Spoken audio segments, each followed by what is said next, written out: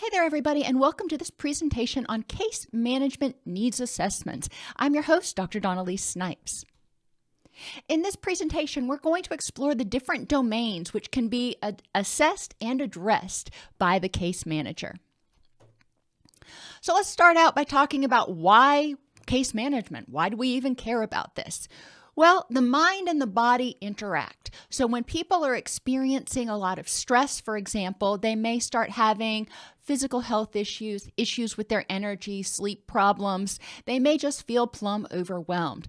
Likewise, if they're struggling with a health issue, if they're recovering from surgery or something, they may not be as cognitively clear because their body's trying to recover or they're on a lot of medications. So sometimes people need case management or could benefit from case management services, even if it's not considered, quote, medically necessary by the insurance companies. When people experience distress, it impacts all areas of their life. Think about when somebody's grieving.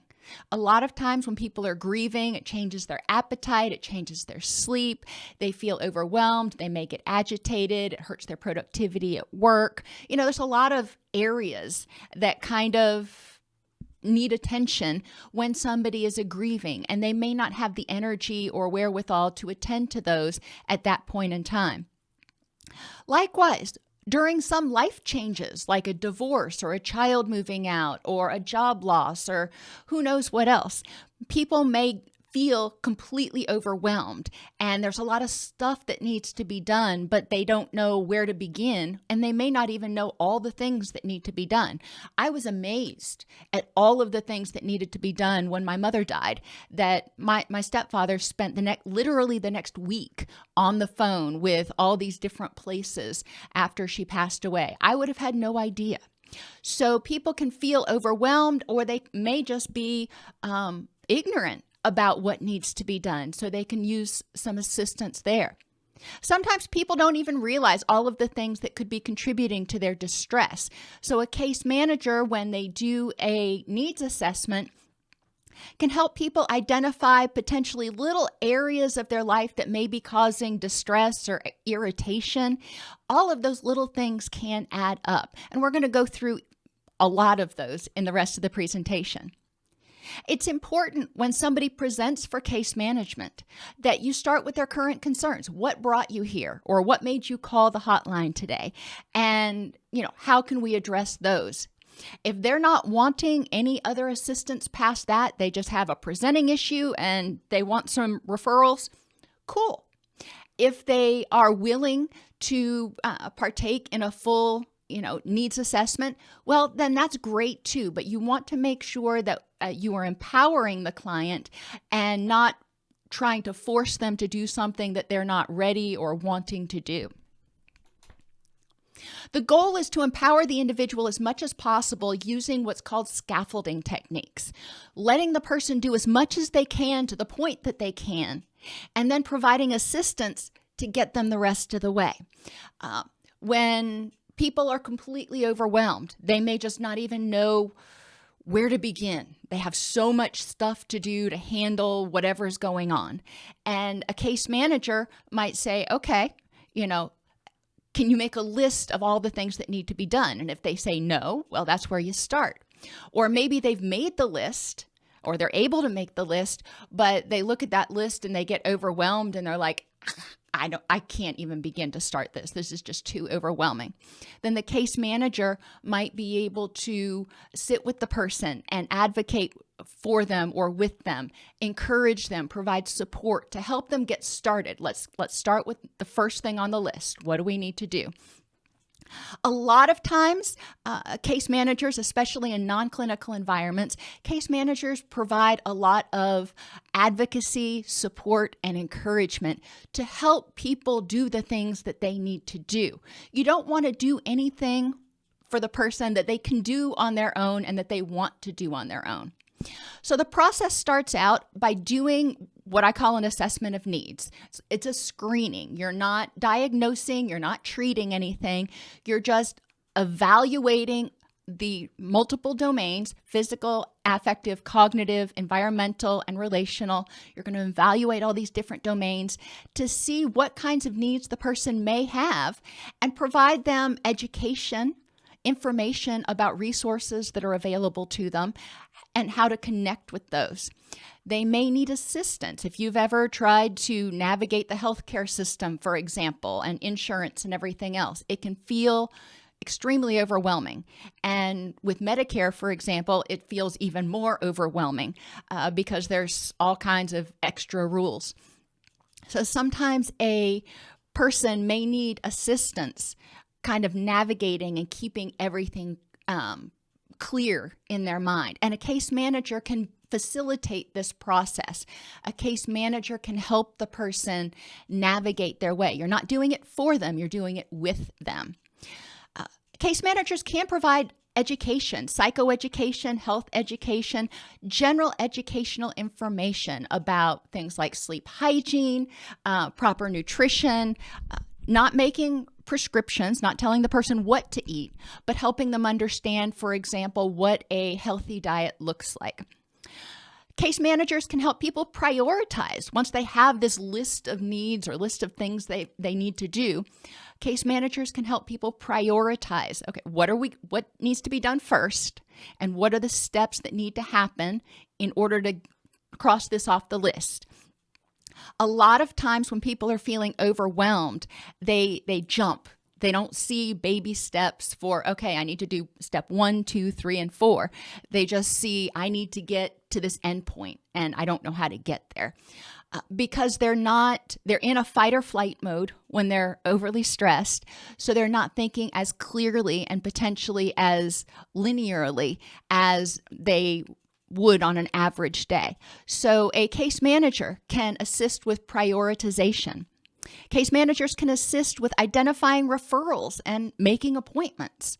Maybe the person needs to go down and get a new driver's license, and they need an appointment for that. The person may feel just so overwhelmed with everything else going on, or they hate calling and staying on hold for 20 minutes or something. And that frustration or anticipation of frustration is keeping them from calling because they're like, I can't take one more thing. I can't deal with, some being on hold for 20 minutes. Well, okay, so the case manager has gotten them to the point where they need advocacy or assistance. So the case manager may help them through that process. And case managers can advocate and help them get linkages with resources to help them get their needs met. So the case manager may identify, for example, that the person doesn't have access to enough food. They may help the person link with food pantries or social service programs that can assist the person in getting their nutritional needs met. So some resources that are available, these are not all of them by any means. United Way 211 is the place you want to start, and it's 211.unitedway.org, and that is the national website. You go there, you can start looking for resources. Now, not everything is listed in United Way 211. It's important to remember that. Your local area may have other programs that aren't listed with United Way. So don't assume that you know everything by just calling that. If you're looking for specific services like food pantries or diapers or something, you may also consider calling around to local churches because all of their services are very often not listed with United Way. The local area agency on aging will often have a list of services available to older adults, including senior centers and adult daycare. Now, adult daycare is different from senior centers because senior centers deal primarily with seniors who are healthy and, functioning just fine. Thank you.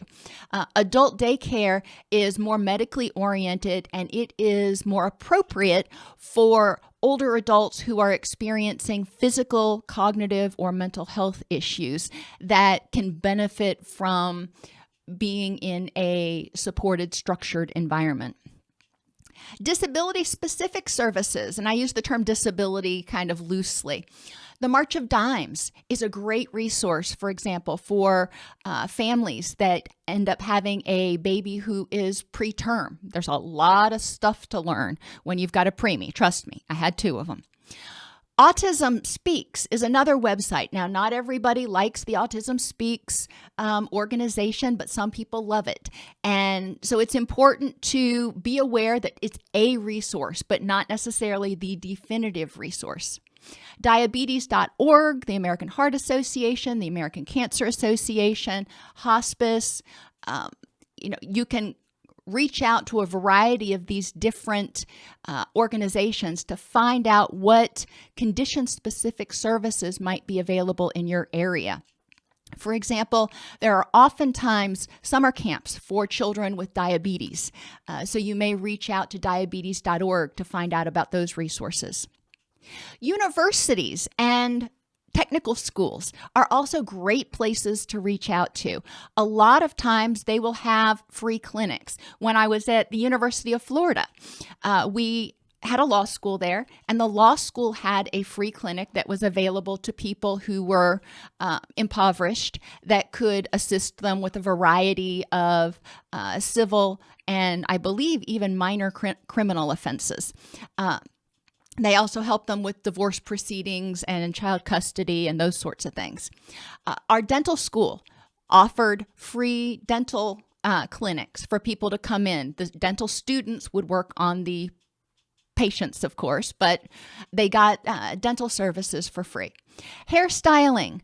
This obviously is generally more of a technical school thing, going to a beauty college, but a lot of times you can find very free or low-cost hairstyling services for men and women. People feel better when they look better. So if they feel like they need to have, something done with their hair, that can really help people, perk up a little bit, especially if it's been a while.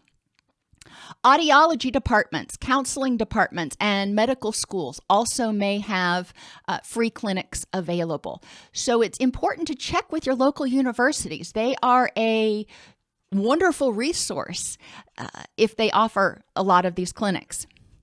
You can also check with the State Department of Adult Mental Health, Child Mental Health, Developmental Disabilities, or Elder Services. Most states have departments for each one of these things to find out about resources that are available. You can also look online for transitional housing, halfway housing, and sober living.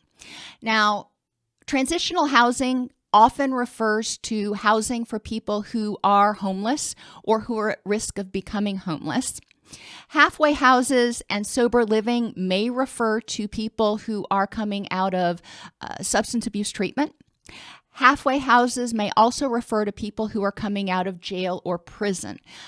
It's important to know exactly what population the housing is serving in order to make the most appropriate referrals. All of these things are super helpful. The NAR, the National Association of Recovery Residences, NARR, keeps a list of sober living facilities by state.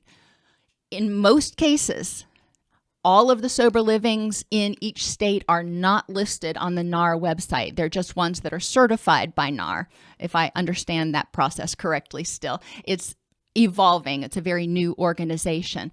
So don't assume that you know everything. You can also go for sober living. You can look on the 12-step program website and consider different options that are available to people who are needing sober living or halfway housing. Useful volunteer-based services. Now, case managers are often doing the coordination of services, but if you are a case manager in a community, you may identify services that are needed that churches could potentially get together, or community groups could potentially get together and provide as a service to the community. A case management hotline. what I call an outreach hotline. And this is a hotline where it's not a crisis hotline, but it's for people who are homebound, especially, who may start feeling very isolated. So they can just reach out and call and talk to somebody. This can be really, really important. A lot of us never really realized the extent of isolation that a person might feel if they were confined to their home until 2020 came and went.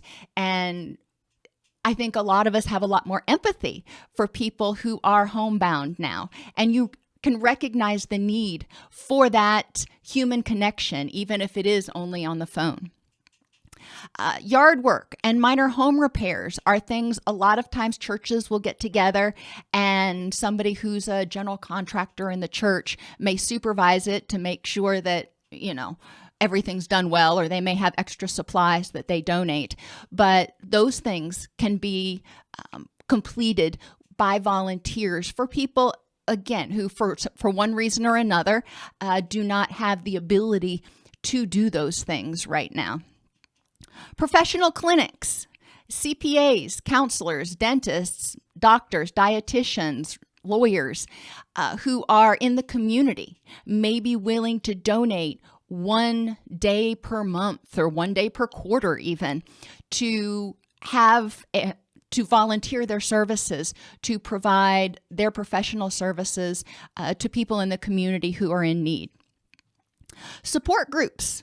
A lot of times churches take the lead on this, but any organization really can offer support groups for depression, anxiety, survivors of suicide, addiction support groups for people with fibromyalgia or diabetes. The list goes on. If there is an issue that causes distress, then potentially a support group could be helpful. Right now, there is a huge need for people conducting support groups for people who are struggling with health anxiety. Recreational activities can be offered, again, by community centers, by libraries, by faith-based organizations that give people a place where they can go, they can congregate, and they can connect with other people who share similar interests. Crochet clubs, art clubs, yoga, people who want to get together and do yoga, book clubs.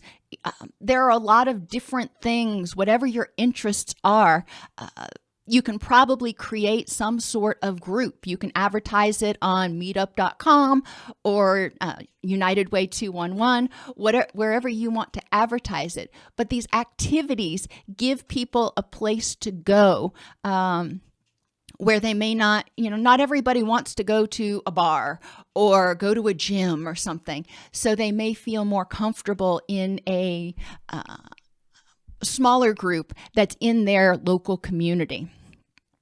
Temporary housing at rotating churches is something that an organization called Interfaith Hospitality Network provides in many communities throughout the nation. And each community has their own interfaith instance. So it's not, my understanding is it's not one, huge national thing. But you can look online and you can find dozens of instances of interfaith hospitality networks. Basically, the churches get together and they agree to house people who are homeless for a week at a time. So First Baptist will have the first week in March, and the Catholic Church may have the second week, and on and on. So it provides additional resources for the community, for people who are homeless in the community, to make sure that people who are unsheltered, people who normally would be sleeping literally on the street, have a safe, sheltered place to sleep. And while they're at the interfaith hospitality place, they can also access case management services and things like that they may need to help them get back on their feet. Respite care, either in the home with the caregivers present, but not as much engaged, giving the caregivers time to, take a bath or whatever can be very helpful. Or facility-based. So you may have respite care for new parents where the caregiver may bring the infant with them to the community center, and there are activities that are going on, and there are volunteers that may be playing with the children, occupying the children. Caregivers stay on the premises for liability reasons, but they don't have to be actively engaged every second. They can take a break, they can drink some coffee or whatever they need to do. This can also be helpful for caregivers of adults, adults with dementia or other conditions. Sometimes caregivers, regardless of the age of the patient, need a break, need some respite care. Weekend teen and tween activities, including volunteer activities like cleaning up the local park, can be great things that volunteers can do that give teens and tweens something to do, because there's usually a lot of resources and a lot of activities for youth that are in elementary school and younger.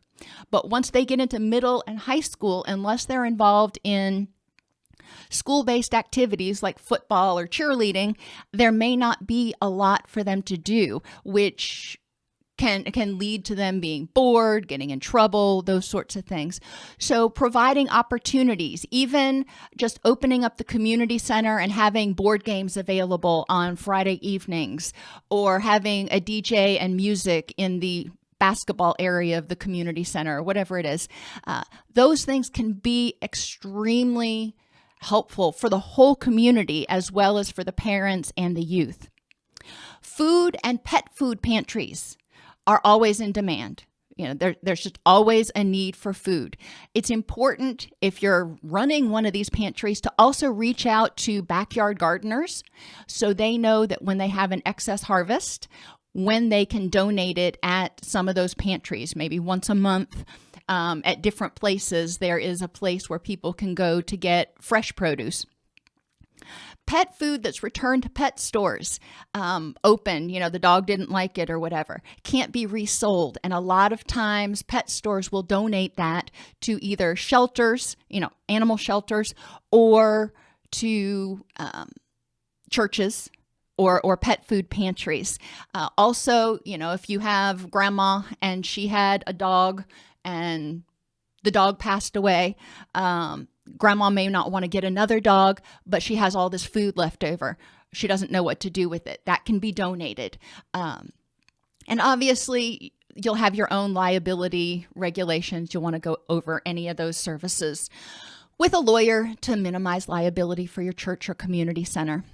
And finally, clothing and blanket closets. A lot of times people, especially if they've got children at home, children grow so fast that they may have difficulty keeping their kids in clothing. I remember there was a period, I swear every 3 months, my son was in a different size of shoes. So clothing and blanket closets can be very useful for people in the community. So let's talk about screening. I've talked about services that case managers can identify as being needed in the community.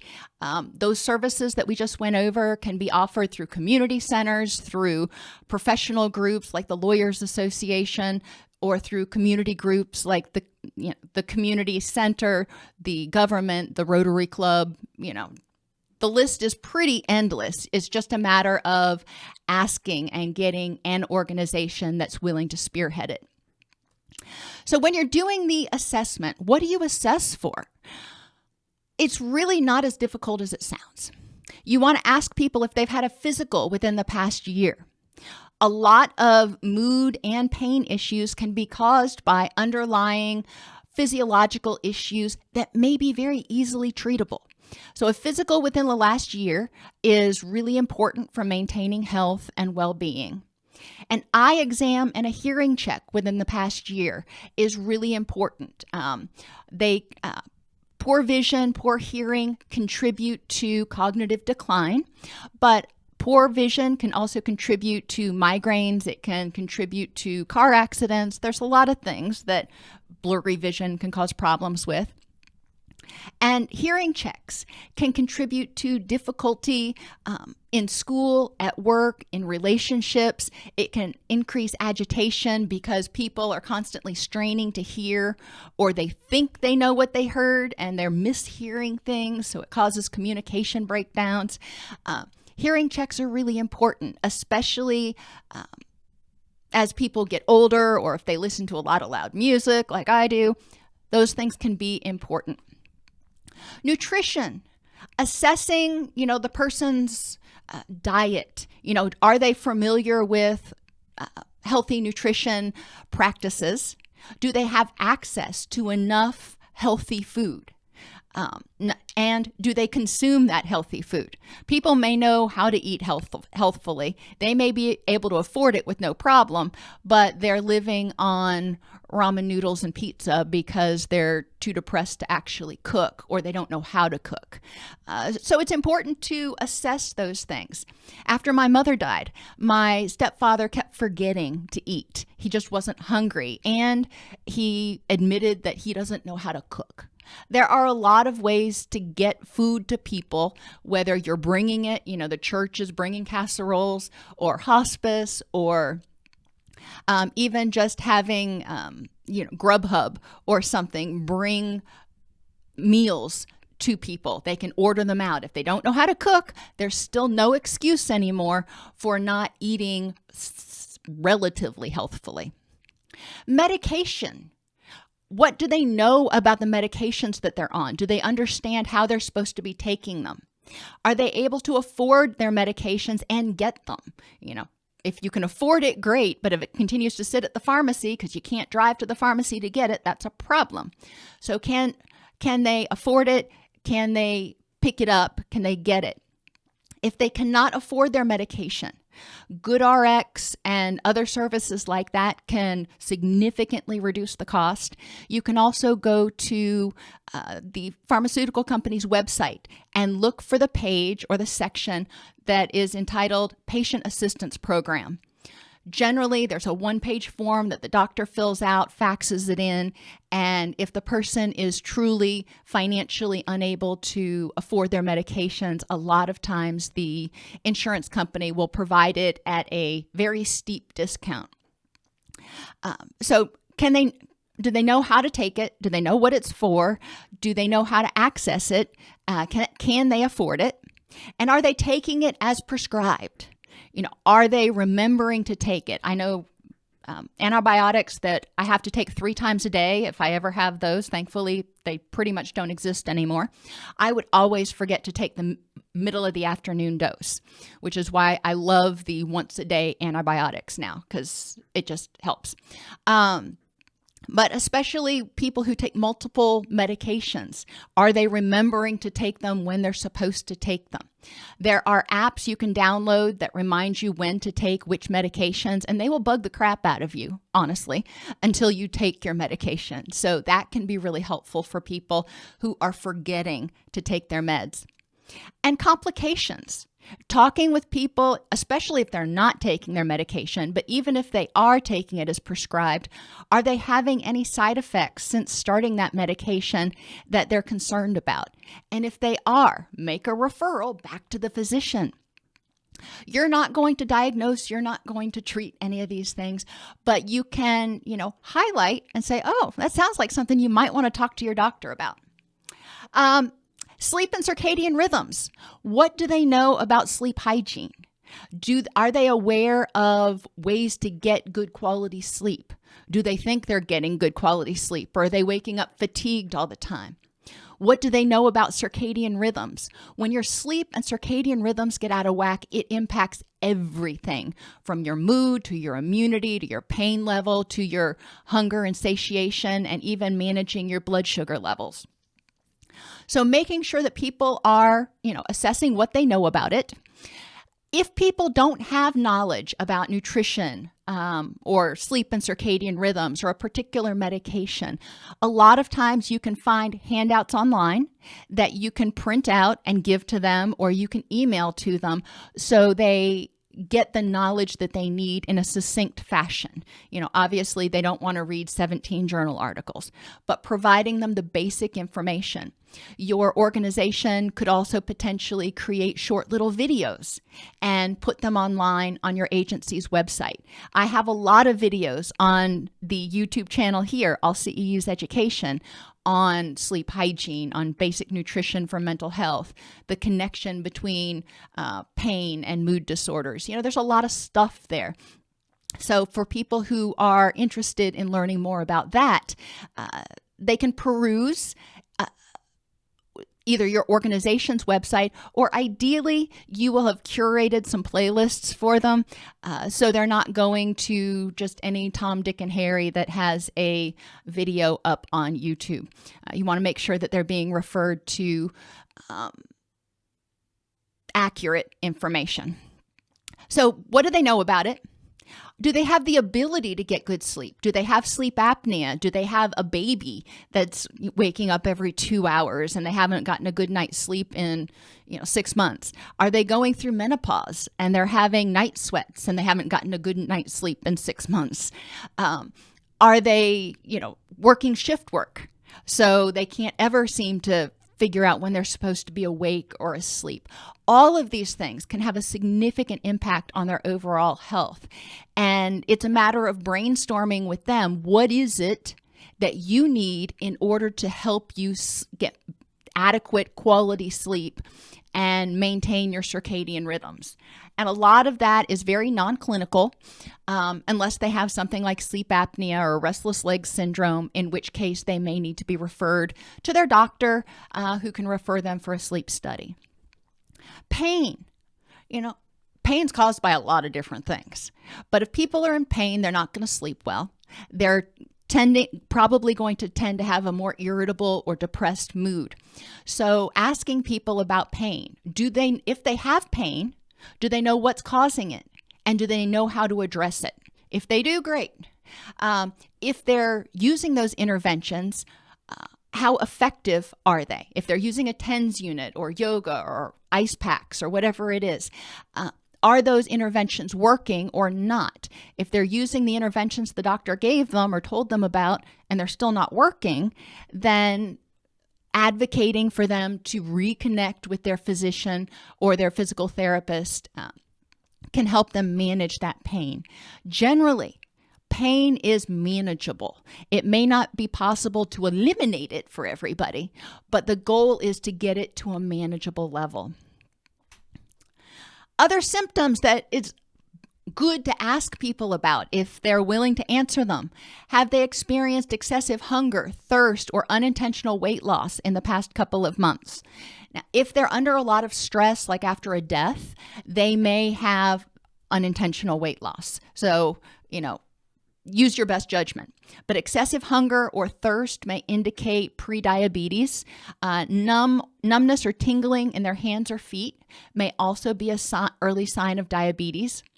Slow healing sores, shortness of breath, unusual fatigue or weakness, or a persistent cough could also indicate some underlying issues like cardiovascular problems that probably should be checked out. So if you do a screening and people are experiencing some of these symptoms, encouraging them to connect with their physician is going to be important. Affectively. Now this one's actually relatively easy. Are they experiencing depression, anxiety, grief, guilt, anger, hostility?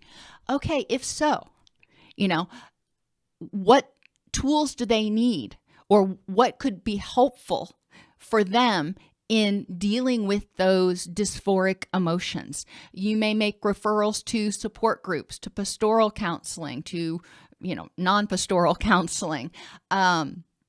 If they are severely clinically depressed, you may be making an emergency referral to counseling and or the emergency room.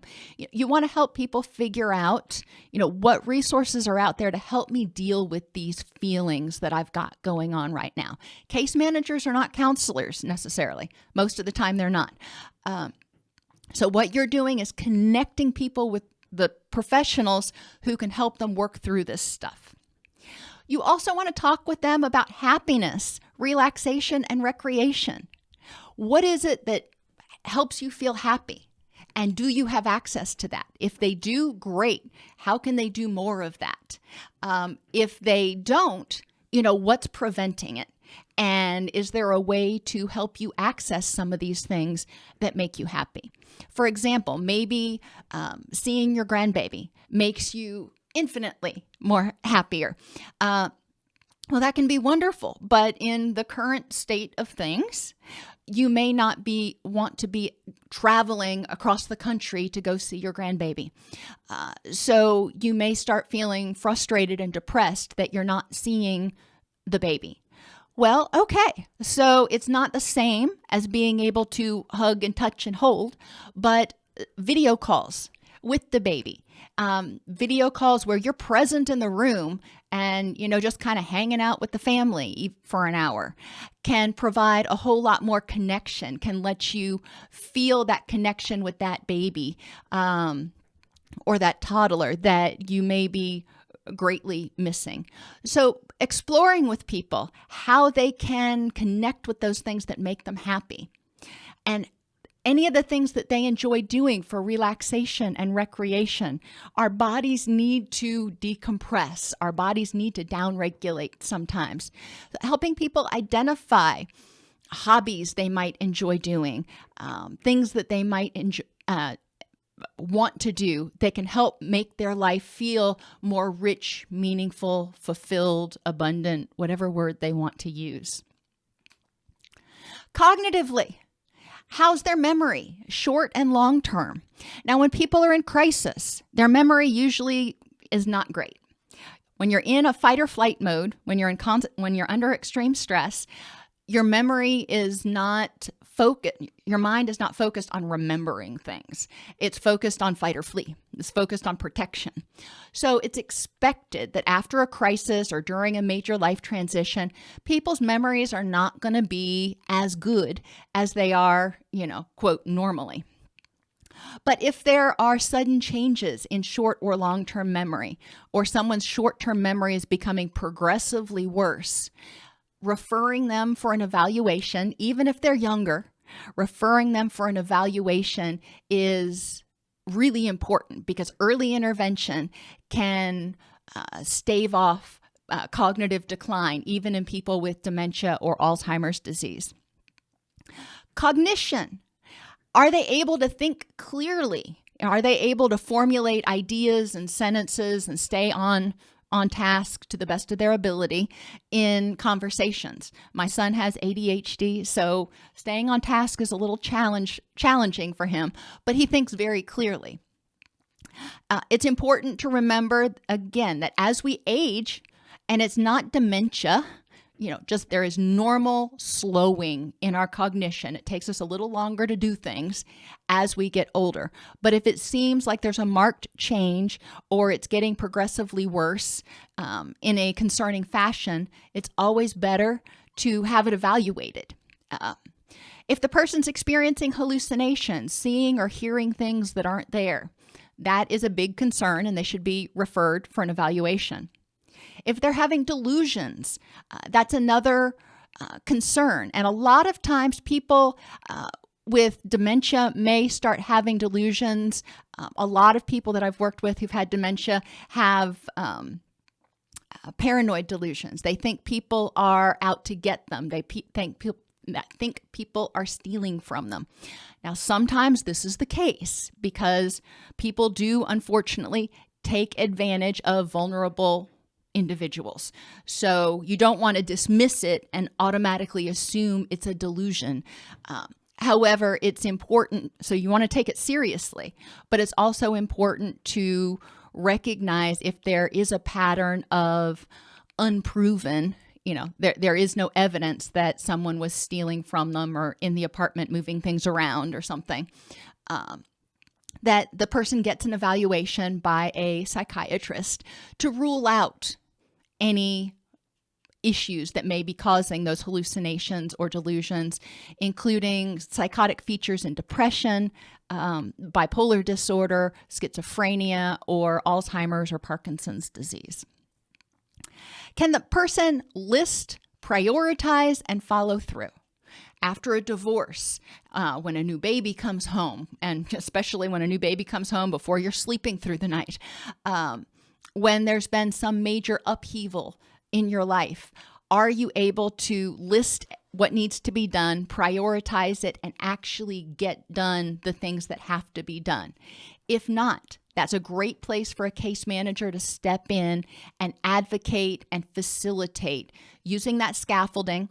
What is it that you can do on your own? Let's take baby steps. And sometimes the case manager just needs to prod people and say, okay, then the next thing on your list is to do this. So why don't you see about doing that? And then call me back. Just helping people take those baby steps to nudge them through the day. Every small step forward is still a step forward. People who are having issues with cognition, remind them to use notes and make lists. If they're under stress, after surgery, if they're on medication for some reason, there is nothing wrong with keeping notes and lists to jar your memory. Handouts can be really helpful to remind them about things like when to take their medication. SMS messages can be sent. They can even schedule their own SMS messages to be sent to them to remind them to do things. Apps are available, like I said, to remind you to take your medication or do activities of daily living. Posting schedules on the wall. I had one client that had schizophrenia and was in supported housing, but he needed a little bit more assistance remembering to do things like change his clothes, take a bath, clean the house. So we broke it down, and each day he had a different chart that the caregiver would put up that would remind him what he was supposed to do. So like on Mondays, he was supposed to Swiffer the house. And on Tuesdays, he was supposed to clean out the toilet. And there were just different tasks for each day. He was still able to live relatively independently, but he needed those prompts to remind him to get things done. Simplify and minimize. Get rid of as many distractions as possible. If the person feels overwhelmed and the environment is really busy, it may contribute to that feeling.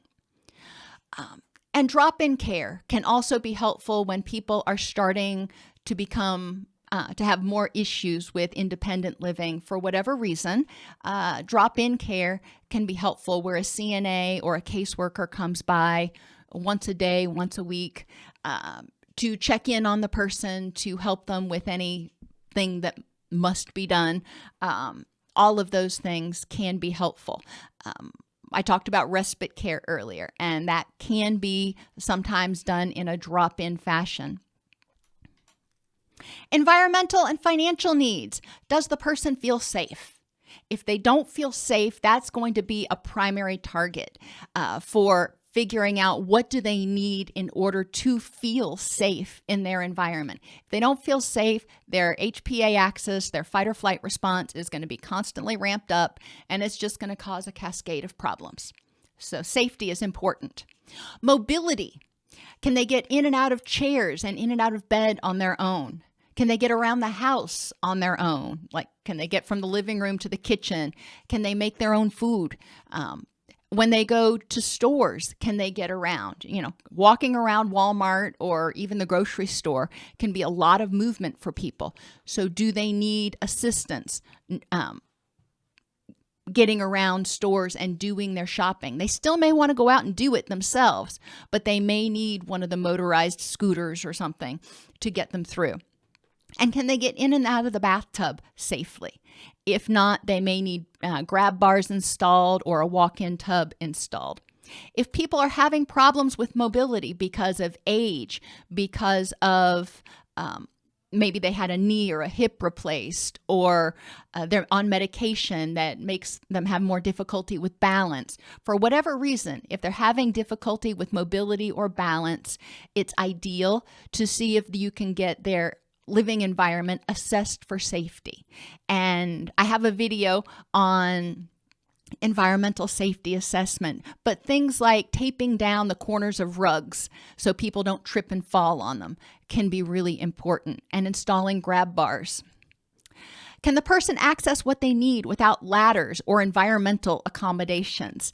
I have in my kitchen, there's stuff on the top shelf that I cannot reach without standing on a step stool, which is fine for me for right now because I don't have any problems with my balance.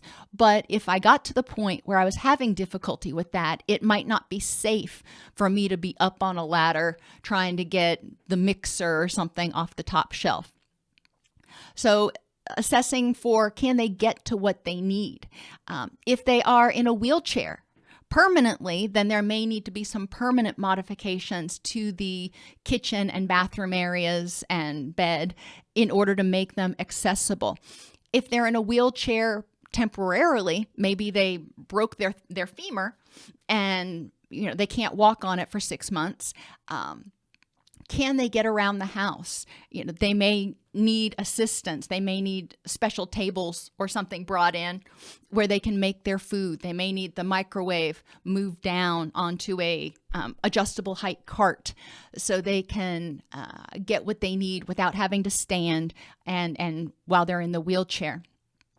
Other people, it's the opposite. It's not, well, up high can be a problem, but they may also not be able to get down low. If they're in a wheelchair, things that are in the bottom cabinet may be difficult to access, especially at the back. Or if they've got back problems, they may not be able to bend over. I've had those days where I've hurt my back and it's been all I could do to, get down and get something in the front of the bottom cabinet, let alone in the back of it. So exploring and making sure they can get to what they need. Can they access their coffee, their tea, their cereal, their sweetener, their whatever it is, their toothpaste? And transportation. Can they get where they need to go? Can they drive? Obviously, if they can drive, they've got transportation. If they can't drive, do they have access to transportation either through their insurance or through their church or through friends or public transportation? If not, again, any of these things where there's an issue, where there's a deficit, reach out to United Way 211 and your local community agencies to find out if they already provide that service. A lot of times, these services are available, but just not well advertised. Finances. Can they pay their bills, their electric, water, mortgage, credit card, and health insurance? Do they have the money to do it? There are a lot of programs that'll provide assistance like once a year with an electric bill or something. And there's also services that can help negotiate with the utility companies and the mortgage companies to maybe get a payment plan if the person gets behind. But it's important for people to be able to have electricity, running water, and a roof over their head. So all of those are important. If they can't afford it, reach out for programs that can offer financial assistance and explore other options. Like maybe they used to have private health insurance, but now they qualify for Medicaid. The second aspect of finances is even if they have the money, are they cognitively able to remember to pay their bills and manage their finances?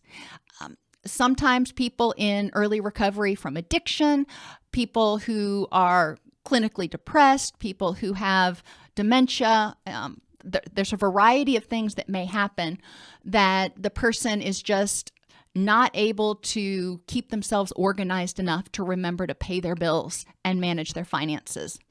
If they can cognitively work it out with somebody, sometimes the case manager may need to walk them through it, They may be able to, depending on their financial situation, they may be able to set up auto pay. So at least the minimum gets paid every single month. You can also refer them out to a financial planner or a financial advisor who can help them identify strategies in order to pay their bill. And sometimes it's also a matter of putting somebody legally in charge of being able to do that. But that's like a last-ditch effort. And are there extraneous expenses they need assistance with? If you're working with somebody whose pet died, for example, and they want to have the pet cremated, that may be something that's really important to them. So you may want to reach out and find out if there is assistance with that. If they, I had a friend who broke both of his legs and was in a wheelchair for quite a while, but he needed assistance building a ramp to help him get around his house. So that was an extraneous expense. It was a temporary ramp, but, getting assistance with that. Do they have stable housing? Are they in jeopardy of being evicted, or are they homeless? If they have stable housing, great, check that one off. Are they planning to move? After my mother died, my stepfather was planning to move to a retirement community, but just everything involved with packing things up and, especially because that's where he had lived with my mother for the last 25 years, was just overwhelming to him. So it was beneficial for him. The case manager hired movers to come in to pack everything to help get him to his new place. And they worked through the process together. If you're working with families, for example, do they have sufficient space, or is everybody sleeping in the same bedroom? At a certain point, people need a little bit of space. And so assessing for this may not be something that is fixable at the moment, but it's certainly worth taking a look at, seeing if there are any modifications that might be able to be instituted, for example, to help get the infant into its own room once it gets to be old enough that the parents are, wanting to do that. The person that's living in the stable housing may occasionally have repairs that need to be done on the house. Maybe the front stoop, one of the boards gets loose, or the locks need to be changed, or, who knows? A lot of times there are a lot of little handyman type things that need to be done that people may not know how to do or be able to do. Likewise, yard work is another issue as people have difficulty. If they had a hip replaced or a knee replaced, they may not be able to get out and mow their lawn. But lawn care is expensive, so volunteer services may be helpful for some people who can't afford a lawn service and don't have the support system to help them out in the interim.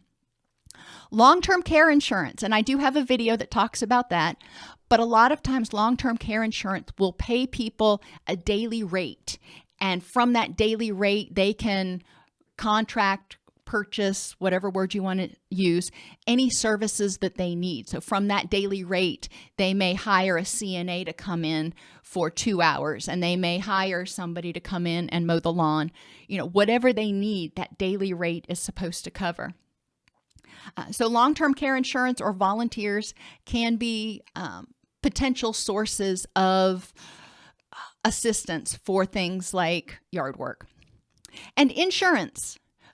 Most people have insurance of some sort, but a lot of them don't understand their policy and benefits. So it is good to be aware, and I have a video that goes briefly over the highlights of insurance and copays and deductibles and those sorts of things. So you can explain those terms to people. Sometimes, if you have an insurance agent who's willing to volunteer their time, it can be helpful to have a professional go over the nitty-gritty. But a lot of insurance policies also have discount programs for eye care and health and wellness type activities that people don't even know about. So encouraging them to explore what benefits their insurance offers them and using in-network providers, for example, in order to get their health needs met. And finally, relationally. People need to be involved in meaningful activities. We, as humans, we need to feel like we have a purpose. Bouncing around the house and watching TV all day may feel good for a weekend or so.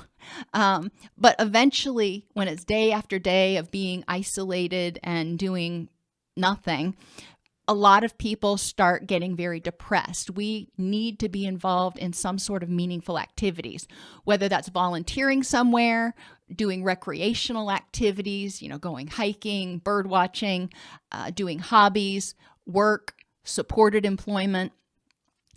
If people are not engaged in meaningful activities and they want to be, and they don't want to be, you may explore whether they are experiencing significant pain or clinical depression, in which case a referral is, probably helpful to a counselor or a physician. If they just don't even know what's out there, maybe their kids moved out, they've got empty nest syndrome, they don't know what to do with themselves, encouraging them to reach out to vocational rehabilitation and see what sort of services they may qualify for, because voc rehab is designed to help people get back to work or to work if they've never been employed. Reaching out to your local one-stop career centers can be another place that people can go in order to find out about jobs that are available. And I believe it's volunteer.org is a website that tries to compile volunteer opportunities in all 50 states. So if they want to volunteer to do something, they may be able to find things to do there. They can also consider meetup.com if they're interested in doing something like park cleanup. A lot of the hiking groups, once a quarter, will pick a park and walk the trails and just pick up trash and things like that. So, be creative. But if people are looking for something to do, there are ways to do it. You just need to kind of be familiar with what's available in your area. And finally, obviously, assessing their social supports. Who do they have in their life that can provide what's called functional support?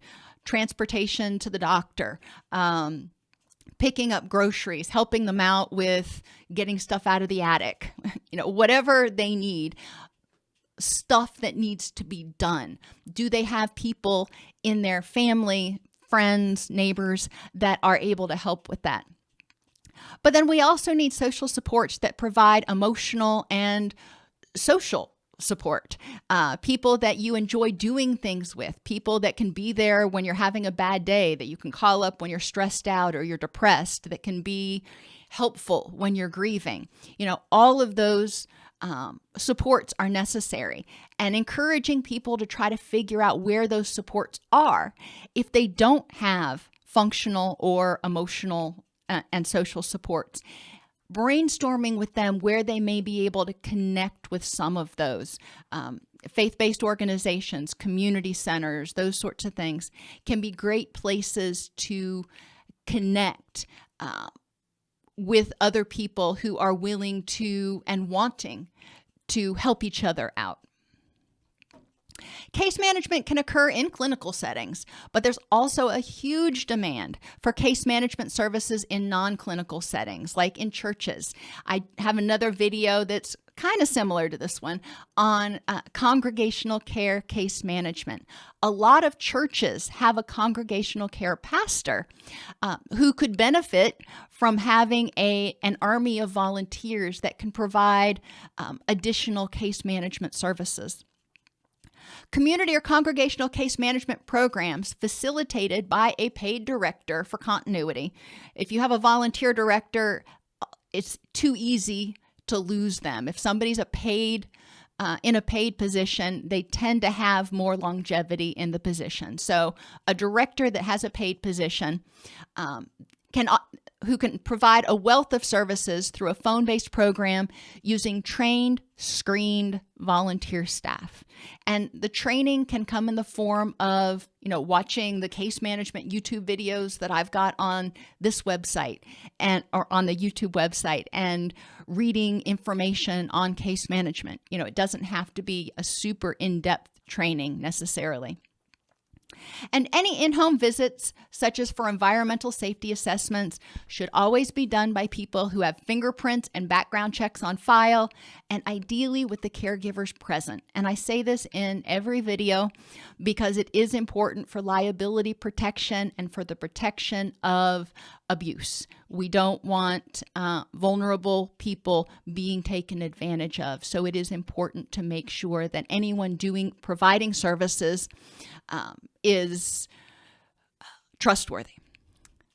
Thank you for watching this presentation. As I said, there are a bunch more videos on the YouTube channel that talk about case management principles, making case management more effective, lots of case management topics. So feel free to peruse those, and I will see you next time.